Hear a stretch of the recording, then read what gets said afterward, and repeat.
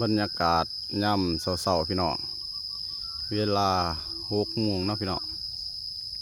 บรรยากาศอยู่สวนพี่น้องเลยหญ้าเขากำลังตัดไปเมื่อวานนี่พี่น้องมื้อนี้ก็เลยสิมาอัปเดตสวนให้พ่อแม่พี่น้องได้เบิ่งได้ชมเนาะจะได้กับฝากเป็นกำลังใจให้เด้อพี่น้องอยู่สวนคือเก่าพี่น้องเลยเดี๋ยวสิพามาเบิ่งทั่วเนาะพี่น้องเครื่องปลูกเนาะกำลังดอกพี่น้องทั่วที่เฮาได้ถ่ายคลิปไปเมื่อก่อนเนาะกำลังสิเป็นหน่วยเนาะพี่น้องนี่พี่น้องงามนี่พี่น้องเลยทั่วออกดอกเบ่ได้เนาะพี่น้องตัวนี้กำลังโจหน่อยโอ้เพียขึ้นตัวนี้พี่น้องเลยเพียขึ้นแล้วยังบ่ทันได้กำจัดเพียอยู่พี่น้องเลยงามอันนี้พี่น้องถั่วเฮาพี่น้องเลยตัวนี้โตปลูกน้ำลังเนาะพี่น้องเดี๋ยวมื้อแรงจะเอาพุ่นมาใส่พี่น้องเลยซุ่มนี้เนาะซุ่มปลูกน้ำลังนี่เนาะเพียก็เริ่มขึ้นเลยพี่น้องเลยฝนมันตกเลยพี่น้องเริ่มบ่ได้กำจัดเพียจักเทื่อเนาะกำลังแดดวังมือว่านนี่เนาะพี่น้องกับมือนี่เนาะมือนี่บ่ฮู้ว่ามันสิแดดบ่หรือว่าฝนสิตกอยู่บ่แล้วก็อยู่ทางฝั่งเบื้องนี่ก็มีเนาะพี่น้องข้างนี่ก็อันนี้เลยเนาะออกดอกคือกันพี่น้องเลยตัวนี้ก็หมกแตงเนาะบ่ค่อยงามปานใดหมกแตงเพราะเขาบ่ได้ใส่ฝุ่นเนาะพี่น้องใส่ไปสุดก่อนก็ฝนมันตกเลยเนาะพี่น้องฝนมันตกเลยฝุ่นมันก็ไหลไปในน้ำเนาะพี่น้องเดี๋ยวสิพามาเบิ่งแถวนี้เนาะแถวต้นเขาปลูกน้ำลังนี่กะนี่พี่น้องปลูกลายอยู่พี่น้องสุดนี้เนาะนี่ก็พริกนี่ปลูกบัวลายบันไดเนาะพี่น้องปลูกก็ได้แต่กินเนาะกล้วยพี่น้องเลยกล้วยซุ่มปลูกใหม่ก็ใหญ่เบิดเลยเนาะซุ่มปลูกใหม่นี่ก็ใหญ่เบิดเลยพี่น้องเลยนี่พี่น้องกล้วยบรรยากาศอยู่สวนพี่น้องกำลังตัดหญ้าแล้วเมื่อวานนี้เนาะช่วงนี้หนาฝนพี่น้องหญ้าเน่าไวเนาะหญ้าก็เน่าไวหลายเดือนหนึ่งตัด2 เถื่อพี่น้องเลยบรรยากาศยายสีแผ่นให้พ่อแม่พี่น้องได้เบิ่งได้ชมเนาะต้นใหม่ก็ยังบ่ทันได้ใหญ่เป็นไดเนาะพี่น้องกำลังได้ประมาณปีหนึ่งเนาะพี่น้องต้นใหม่ที่ปลูกไปนี่พวกต้นไม้แล้วก็ต้นกล้วยเนาะบรรยากาศอยู่สวนพี่น้อง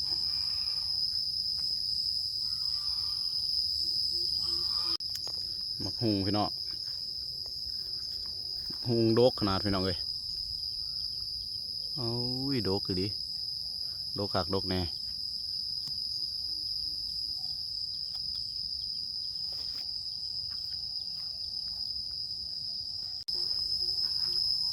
แล้วก็สิมาเกลืออาหารเลยพี่น้องเกลืออาหาร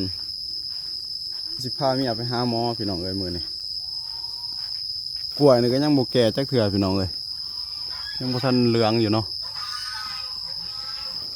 เดี๋ยวถามมันเหลืองคาเครือเนาะเขาจะสีตัดพี่น้องเลย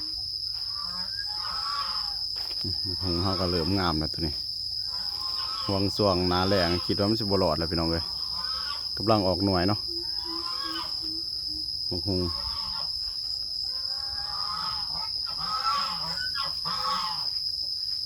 พี่น้องเครือนี่เนาะ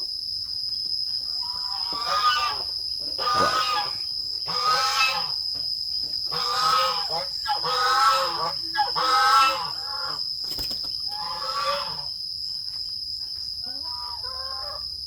กฮุงครับพี่น้องกำลังออกลูกเต็มเลยพี่น้องเลยนี่เลยพี่น้องเลยออกลูกเต็มเลย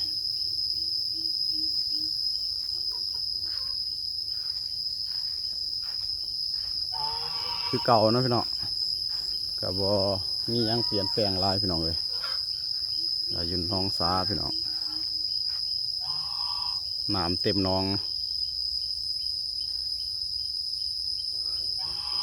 กล้วยเครือนี่กำลังออกเนาะแล้วก็ตัวนี้ที่ออกเพิ่มแล้วก็ผลเนาะออกเพิ่มลายเครืออยู่พี่น้องเลยเดี๋ยวสิพาย่างไปเบิ่งฟังเบื้องนั้นพี่น้องแล้วจะสิมาเครืออาหารเนาะ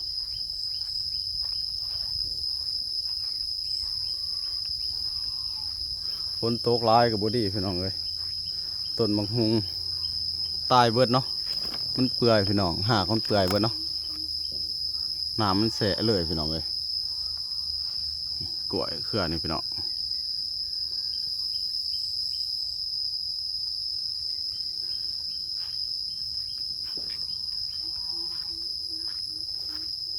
กล้วยเศร้าก็เครือเนาะพี่น้อง20ก็เครือเนาะพี่น้อง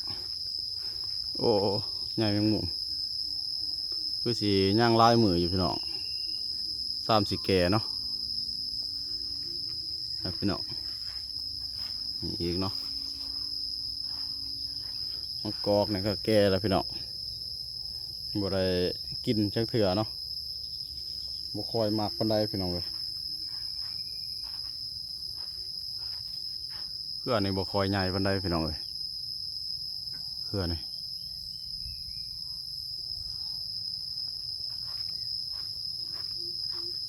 บรรยากาศอยู่สวนคือเก่าเด้อพี่น้องต้นมะพร้าวงามดีต้นนี้งามคักพี่น้องเลยงามคักงามเนี่ยเนาะต้นมะพร้าว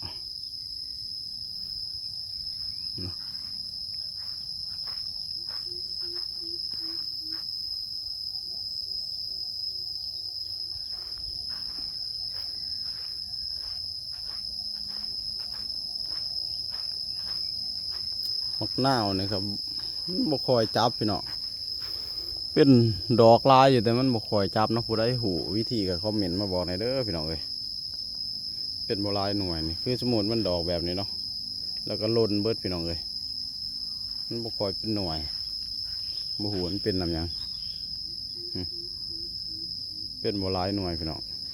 ผู้ใดหูวิธีก็คอมเมนต์มาบอกในอยเด้อพี่น้องเอ้ยมีแต่ล่นถิ่มเบิดเนาะนี่ก็ต้นกระถอนนี่พี่น้องต้นมะฮุงเขานี่เรืองเบิดพี่น้องฝนตกหนามแสมันลายเนาะดินมันจืดเลยเนาะพี่น้องมันเลยนี่มันเลยตายพี่น้องเลยมันกระถอนมันกระถอนเนาะ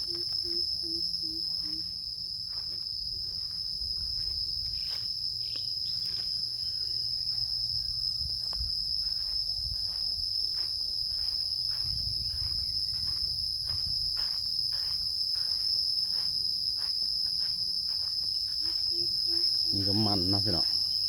เครือมันพอแล้วเดี๋ยวส่วงเกี่ยวเขาเนาะพี่น้องพอดีเนาะกวัดมามุกเนาะส่วงหนาหนาวพี่น้อง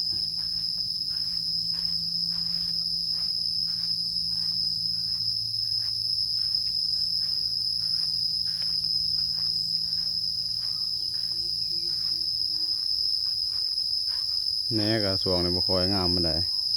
บ่ได้เอาขี้งัวมาใส่เนาะพี่น้องเพราะเขาได้เปลียงหนามบอกฝนมันตกเนาะหนามเต็มบ่อเนาะเลยเปลียงหนามบอกเดี๋ยวมื้อนี้สิไปซื้อขี้งัวมาเลี้ยงแหน่เนาะ